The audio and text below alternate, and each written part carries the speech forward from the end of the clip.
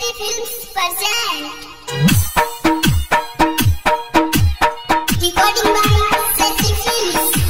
छौरी पटल गई उच्चो मामा मलकई बाबू हो बाबू बड़ मार मरल गए बाबू हो बाबू बड़ मार मरल गए बाबू हो बाबू बड़ मार मरल गए चुना ले तब ओकर भैया देखल गई निमन से हरदी चुना लगल गए निमन से हरदी चुना लगल गए निमन से हरदी चुना लगल गए तैयो नहीं लबरी छौरी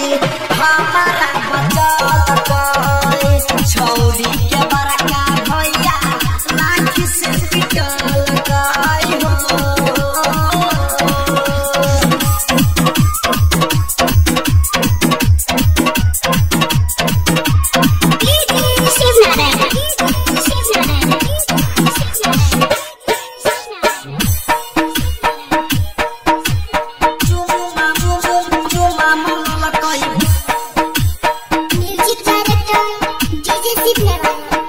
छौरी के चक्कर में तुथला पड़ल गई मोटा मोटा डंडा पीठी पधल गए मोटा मोटा डंडा पीठी पधल गए मोटा मोटा डंडा पीठी पधल गए मार मार के गाल पर टोला फूले गई मुंह से छर छर लेहू बहल गए मुंह से छर छर लेहू बहल गए मुंह से छर छर लेहू बहल गए तैले नहीं लबरी छौरी हमारा बचल गए छौरी के बड़का भैया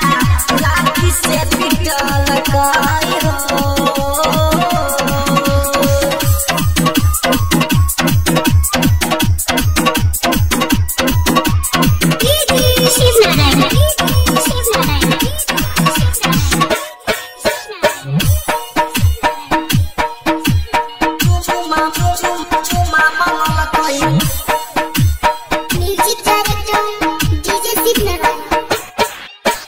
गोरा हाथ धली कहियो नहीं छोड़ल कई साबुन पानी लकनिक से धोएल गए साबुन पानी लकनिक से धोएल गए साबुन पानी लकनिक से धोएल गए झुलकी पकड़ को हमरा झूलेल गए पिट के हमर हाल बुरा केल गए पिट के हमर हाल बुरा केल गए पिट के हमर हाल बुरा केल गए तैयो नहीं लबरी छौरी हमारा बचल गए छौरी के बड़का भैया लाठी से पिटल गए हो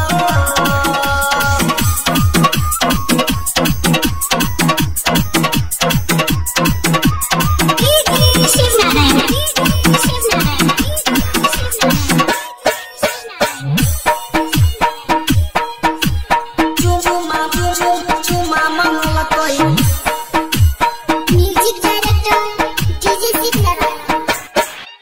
हो राइटर संगीत एक चाटी मरल कई पवन पुरबैया के फोन से बोलल करे पवन पुरबैया के फोन से बोलल करे पवन पुरबैया के फोन से बोलल करे नवीन हमर डाड़ी तोड़ल करे रंजित मुकेश धके थुथना फोड़ल करे रंजित मुकेश धके थुथना फोड़ल करे रंजित मुकेश धके थुथना फोड़ल